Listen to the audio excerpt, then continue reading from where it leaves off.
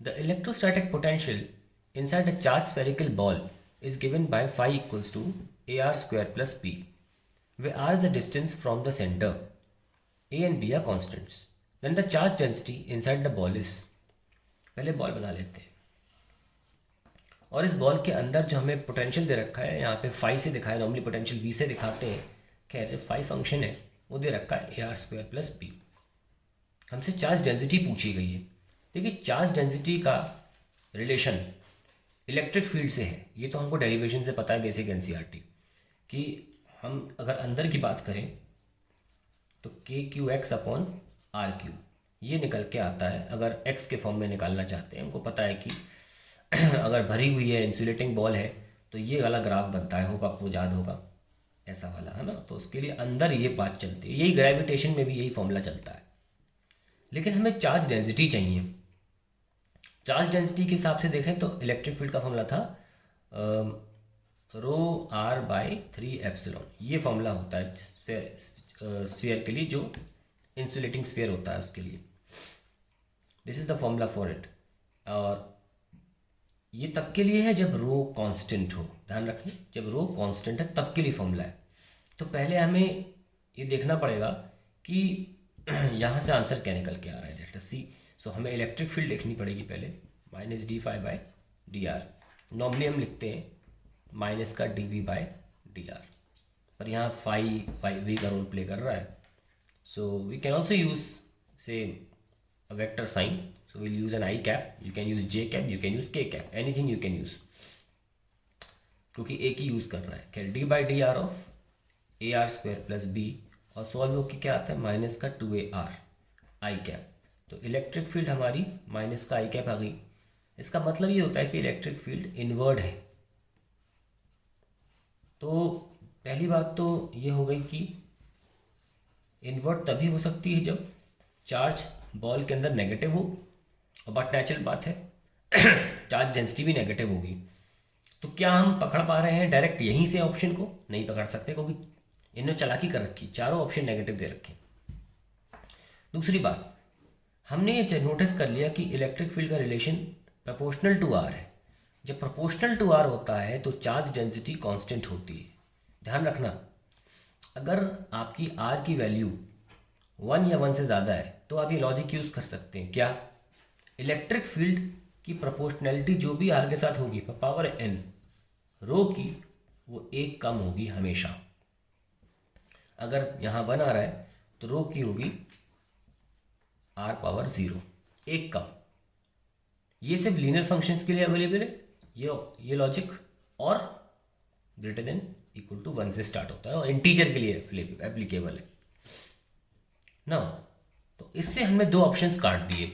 Charge density are पे depend नहीं कर सकती, तो सी और डी कैंसिल हो गए। इनमें ही आंसर है।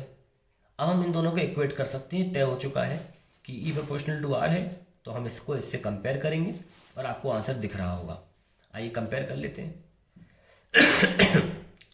रो R by 3 epsilon is equals to minus का 2AR, आर से आर कैंसिल, माइनस का 6A epsilon. So this is the correct answer. अब पिछले क्वेश्चन में हमने जो मेथड अपनाया उसमें बाय चांस की बात थी कि जो फंक्शन था पोटेंशियल फंक्शन वो उस तरीके का था कि जब इलेक्ट्रिक फील्ड निकल के आई तो वो सब इंटीजर वैल्यू आई पावर के फॉर्म में, और इससे बहुत आसान हो गया, हम सीधे अज्यूम कर पाए कि चार्ज डेंसिटी कांस्टेंट है। लेकिन जनरल तरीका नहीं निकल पे आया कि अगर ये 2/3 होता या 3/4 होता तब हम ये कैसे कर रहे होते। उसके लिए एक जनरल तरीका है, थोड़ा लेंदी है, पर वो तभी का तब ज़रूर काम आएगा जब potential function will be some power fraction, तब ज़रूर काम आएगा वो। और तरीका देखिए क्या है कि हमारे पास ये स्फेरिकल बॉल थी और किसी डिस्टेंस r पर, और हमने dr थिकनेस का एक एलिमेंट ले लिया है। हमने वो भी नोटिस किया कि इलेक्ट्रिक फील्ड नेगेटिव आ रही, क्योंकि ये तो हमें पार्ट सॉल्व करना ही पड़ेगा। और अंदर आने की वजह से इसका मतलब ये हुआ कि इस जो हमने शेल अज्यूम करी है of radius r, of thickness D R, उसमें लाइंस अंदर आ रही हैं और ये वाली लाइन बाहर जा रही है, ठीक है, coming inside the shell and then going out from the shell. In that case इसको हम मान लेते हैं E1 जो अंदर आ रही है, और इसको मान लेते हैं E2 जो बाहर जा रही है। और जो बाहर जा रही है उसे हम पॉजिटिव फ्लक्स मानते हैं, और उस लिहाज से हम ये देख सकते हैं कि अगर ये वाला φ2 माइनस φ1 फ्लक्स जो है ये हम सॉल्व कर लें अगर सिर्फ एलिमेंट के लिए, जो कि डिफरेंशियल होगा, आई वुड रादर से d∅2 और d∅1, then we can write it as dq/ε। ये तरीका होता है सॉल्व करने का, और देखते हैं कैसे करना है। और d∅2 की बात करें तो ये सिर्फ r रेडियस है, and we can write r की जगह पर let it be 2 and multiply by the area which is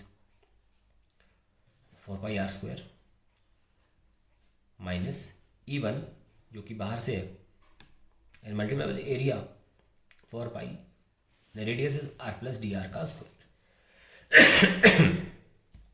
because the radius is r plus dr when the electric field line E1 is entering, okay, is equals to, and du can be written as rho dV upon epsilon। Notice करें कि अगर E2 की बात करें तो E function जो है वो 2a r है।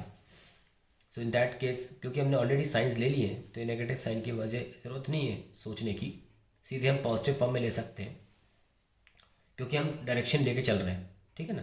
सो E2 will be 2ar into 4πr² minus E1 will be radius r plus dr, so it will be 2ar plus dr into 4πr plus dr का स्क्वायर इज इक्वल्स टू रो, और dv जो है वो sphere के volume का differential है जो कि आता है 4πr² dr, ठीक है। आप करके देख लीजिएगा dv/dr of volume of the sphere, then you get this 4πr² dr। अब सॉल्व कर लेते हैं। This will come out to be 8πa r³ minus 4 to the 8πa, this is r plus dr cube is equals to rho into 4πr² dr by epsilon. यहाँ हमने कोई assumption नहीं लिया है कोई प्री नॉलेज का इस्तेमाल नहीं किया कि रो कांस्टेंट है, हमें को नहीं पता, जैसा भी होगा रो निकल आएगा। Now 8πa r³ minus 8πa r³ बाहर ले लो, 1 प्लस dr/r का cube is equals to rho r 4πr² dr upon epsilon. Now see 8π r³ and 8π r³ are cancelled, और यहाँ बाइनोमियल लगा लेंगे, सो वील गेट माइनस का 24, okay, 8 3 24 pi r³ dr/r is equals to rho r 4πr² dr upon epsilon. dr से dr cancel, एक r से ये cancel, square बचेगा, 4πr² कैंसिल पूरा, सो वी गेट, ये 3 बच रहा था, एक 3 लिखना भूल गया मैं, ओ सॉरी वो तो मैंने मल्टीप्लाई कर दिया है, सो 4 6 है actually, so we get minus का 6 epsilon into a is equals to rho r। तो देखिए आपका वही आंसर आ जाता है ना। सो ये थोड़ा लेंदी मेथड है, लेकिन ये एक जनरल मेथड है जब आपका एक प्रॉपर इलेक्ट्रिक फील्ड नहीं आ रहा। यह भी तो सिंपल सा आ रहा था, E प्रोपोर्शनल टू r था, तुरंत हमने रो को कांस्टेंट सोच लिया और करटे रटाए एक्सप्रेशन से कंपेयर करा दिया रो r/3 एप्सिलॉन। जरूरी नहीं हमेशा ऐसा हो, so I thought of giving this method as well.